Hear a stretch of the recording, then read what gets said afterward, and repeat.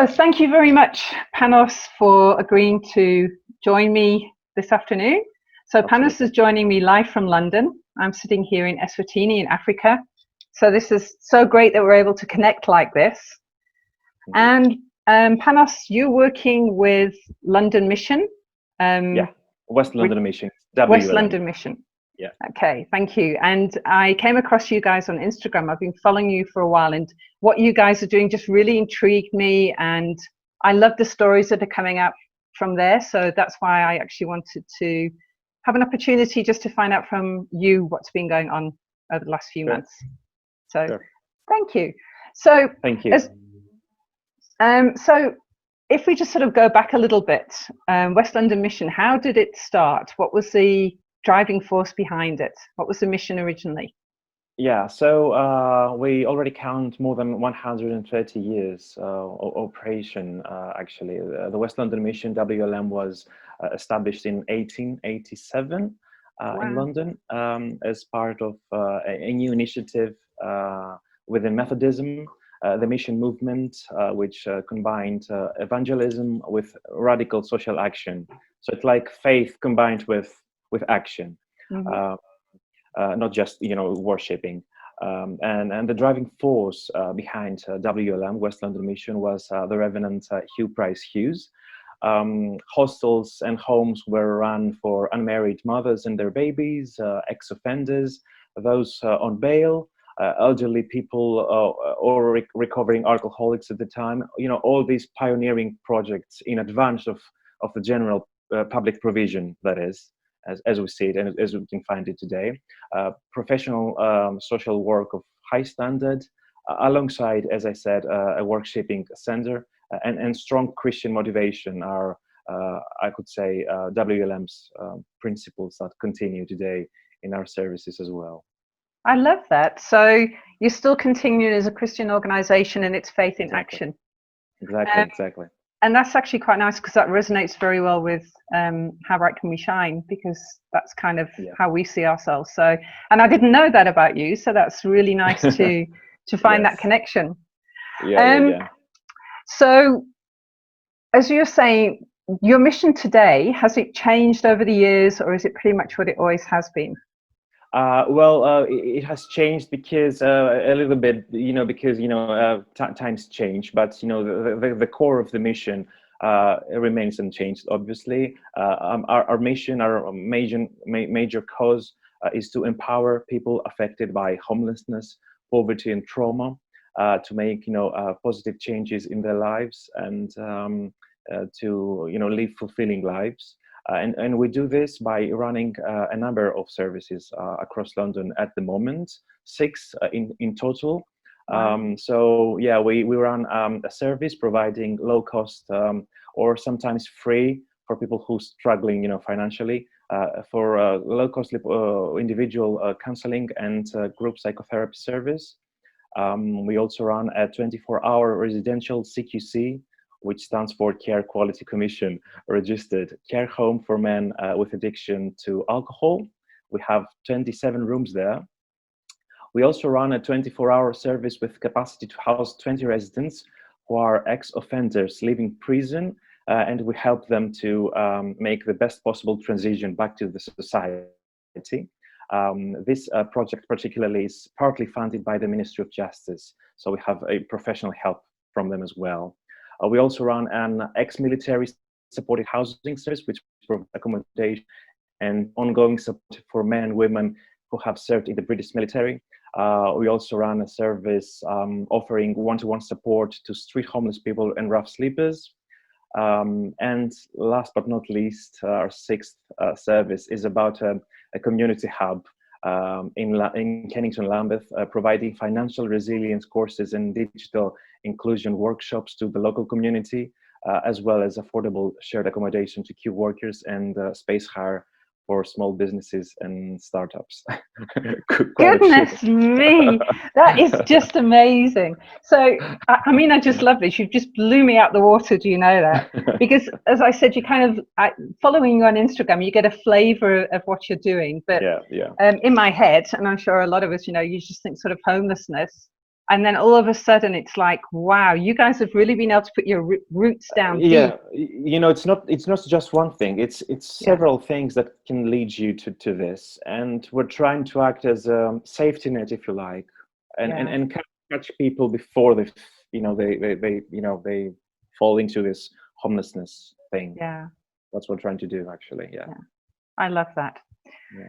So how do you measure the mission's impact, and what sort of impact do you feel that you're having at the moment?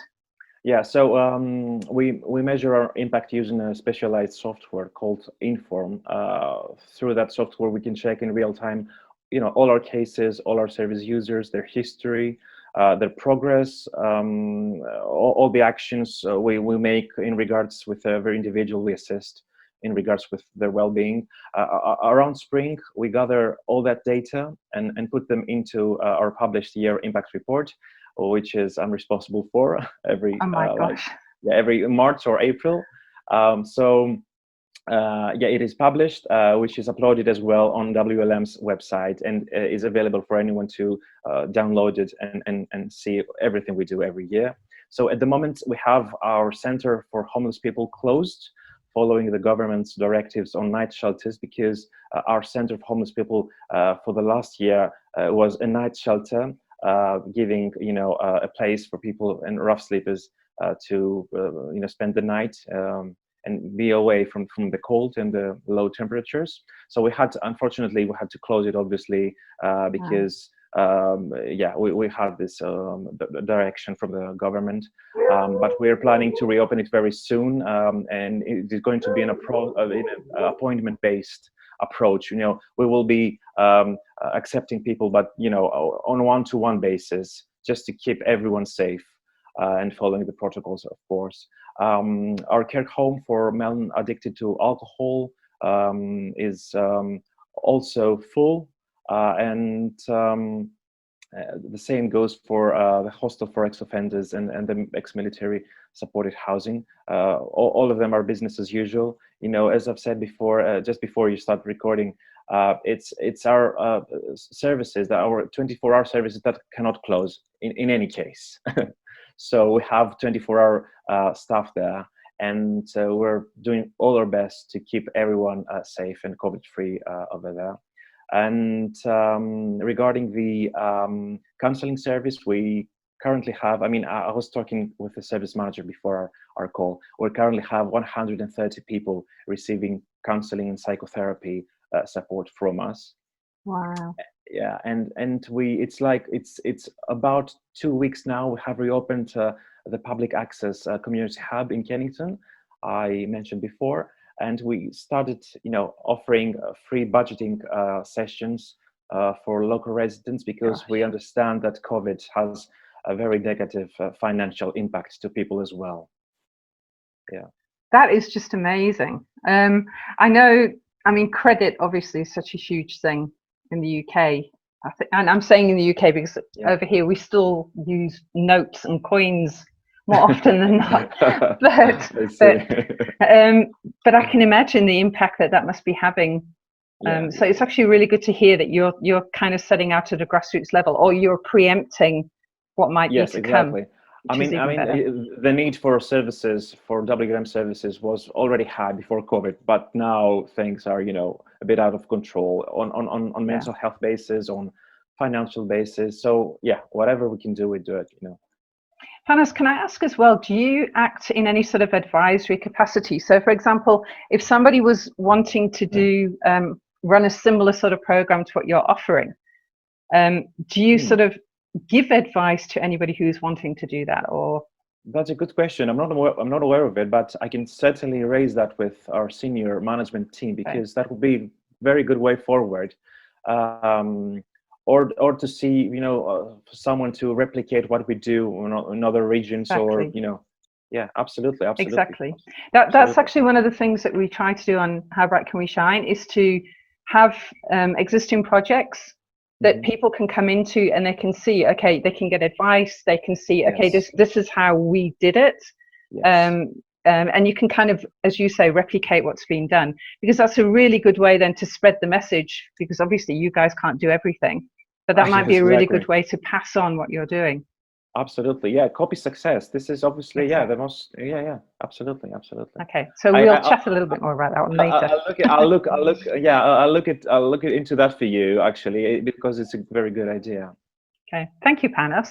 Absolutely. So we kind of chat a little bit about some of the services and the reasons why people Yeah. will come to you. So how has COVID in particular, we've touched on it, but how has it impacted what you're doing this Yes. year? So yeah. So and all the information I'm going to be talking about how COVID impacted us is in relation and is included with our current COVID emergency appeal actually. So like everyone else, the pandemic affected us as well in a great extent. During this COVID-19 crisis, we need to, as I said, keep our residents safe and at any cost. Most of them have suffered trauma in the past and have underlying health conditions.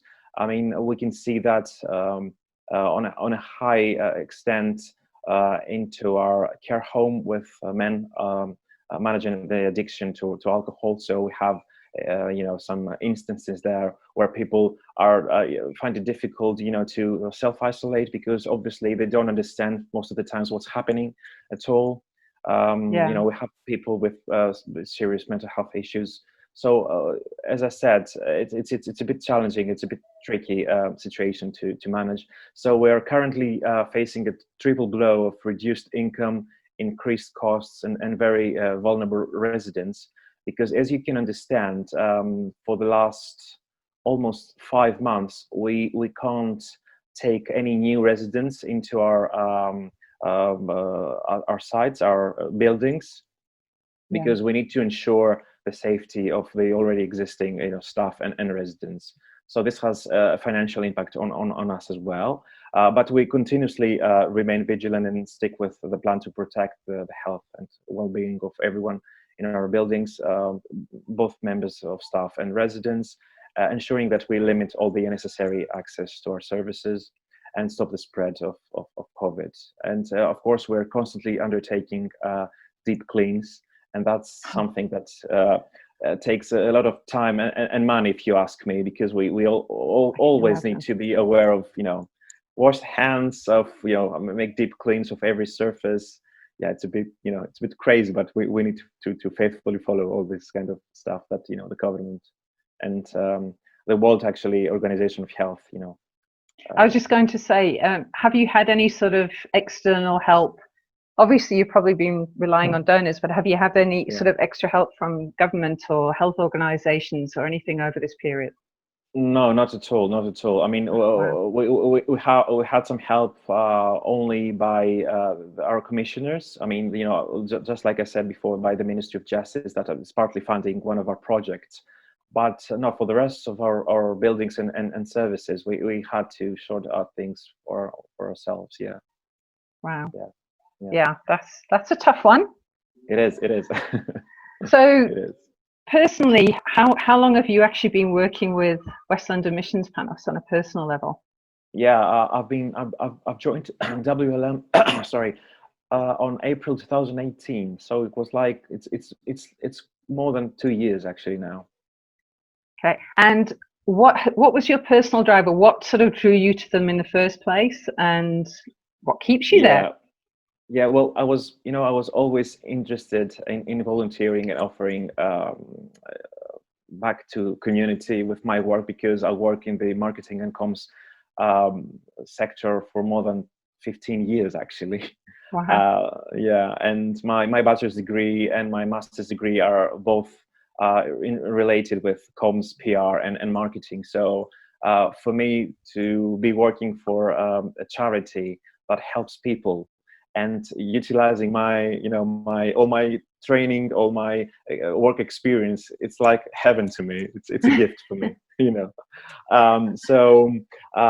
Yeah, this job is a gift to me, and I always wanted to work for a homeless charity in particular, with its head offices located in a London borough that has the highest number of rough sleepers comparing with any other borough or area in the UK. That's really I mean, right now in the UK, we have more than 10,500 people sleeping rough. And in Westminster, where our central office is, we have something more than 2,500 people sleeping rough. So Wow. this is a negative record, you know. Yeah. Wow. Unfortunately. So yeah, my job is to raise the profile, obviously, of the organization of WLM, and spread the message of what we do widely, in order to gain more support every day. What is what, you know, what drives me to keep going, you know. Yeah. Well, hopefully just now, well, not hopefully, but in London just now, you're probably going to have accommodation being thrown at you because everybody seems to be closing down offices and moving Exactly. out. So there's probably going to be a lot of accommodation available to you just now. Let's hope and pray that that comes about. Yes, exactly. So on a personal level, just sort of going forward, were Yeah. you actually working in a corporate environment before you stepped into what you're doing at the moment? Yeah, actually, this is my second charity. Before that, I was working for Age UK, the national charity for senior citizens, a job that I really, you know, loved. I had the same role there, comms and marketing manager. And before that, then I used to work for a media monitoring company, which is based in the center of London. Yeah, I was doing something completely different. But you know, I always, I always wanted to offer back to the community, and I wasn't doing that with my, you know, with that role before the charity work. So it was really great for me to step in the industry, the field of the charity work. And as we were saying earlier, when you're working in this sort of field, it doesn't feel like work. It's just Yes, such exactly. a gift to be able to do this, isn't it? Yes, and So, especially when you know, when you work in the comms field as well, you need to, and you have, you know, some kind of power, if you like, with the media, with, you know, people that, you know, can form others people's opinions. I think it's really good when you can have a positive impact to mediums and media outlets with all the messages you carry from your organization, what you do to help people, and sometimes to educate people. Because I hear most of the times, I hear, you know, when I say that I work in homelessness for a homelessness charity, I always hear from people, I want to help, but I don't know the ways. yeah. And so my role has many aspects. It's one of them is to educate people on how and what to do when they see someone begging on the street, or what to do when they want to help, you know, a specific cause for a specific charity. So just very briefly, if you were, if somebody was to ask you that question and said, you know, if you come across somebody on the street that is homeless, what would Yeah. you recommend that they do? Yeah, the first thing is not to give them money, because you don't have any control of what exactly these people will do with the money. Obviously, recent and not only recent, anyway, generic reports on that, on begging, state that most of the times this money, you know, that money goes for drugs, for alcohol. But anyway, you need to donate to charities, to local charities, because charities have the power to take these people out of the streets and into, you know, into stable employment as well. So if you were to come across somebody on the street, how would you say that we should interact with them? So I know a friend of mine who, whenever she comes across somebody on the street, she always goes up and she asks if she can pray for them, Yeah. before she does anything else. So, but other people are afraid to approach somebody who's living rough on the streets. Yeah. So what would you say about that? Well, what we did in the past, one of my ideas was, we printed some business card size cards, with the basic information of how to get help for someone sleeping rough, and signpost them to the relevant services, just websites and phone numbers. But it's a funny question, actually, because I just remembered that last week we had a meeting, because WLM is a part of a wider organization which is called Westminster Homelessness Initiative. And one of my ideas was to for the council, because the council has the power to do all these things with the money they have. It was to introduce an application that everyone could download on their phones with GPS tracker. So when they see someone sleeping rough or begging, they can just click a location, see the nearby services, the nearby services, and they really like the idea. So I'm going to be really happy if they get it forward, actually. Wow, that is amazing. Yeah. Sign us up, we'll be there. yeah. So and obviously this would need the input of every single organization of every borough. So you need to just get the data within that app. That's if you manage a hostel, just get the data in the app, so people and passers-by, members of the public could know exactly what to do when they see someone and where they see someone at this specific location. That is amazing. So wow, that is just amazing. So fingers crossed. I think it's a good idea. Yes. I hope they will make it happen. Yeah, that sounds like a good idea, not a good idea. Yeah. Love it. Okay, Panos, I think we're actually kind of going to run out of time any second now. So I just want to say a huge thank you for being here. Hopefully we'll get another opportunity to bring you in at some other time, maybe even bring you in live so that we can ask questions. And if we can keep in touch, and then any information that we can get, we can put up onto our sites so our ladies can find out more about you. If we wanted, if there were any of our ladies wanted to sort of reach out and help financially, if we want to spread the word, how do we go about doing that? Yeah, so if you want to offer support, either it's financial or not, because I understand and we all know that we're in between difficult times and challenging times due to COVID. So not everyone could obviously support us financially. But the first thing is to make a donation through our website. So you go to www.wlm.org.uk. You can find all the information needed there. You can fundraise through our website, because the other alternative from donating is to fundraise for us. So you can easily set up a fundraising page, which you can then share it on social media, on platforms. And at the same time, you can be our ambassador as well, spreading the message of what we do to other people, to your networks, to family and friends, asking them to do the same. So even if you can't support us financially, you can always support us by being our ambassador or fundraising for us. Absolutely. There's always a way. Absolutely. I love that. Thank you for that. Absolutely.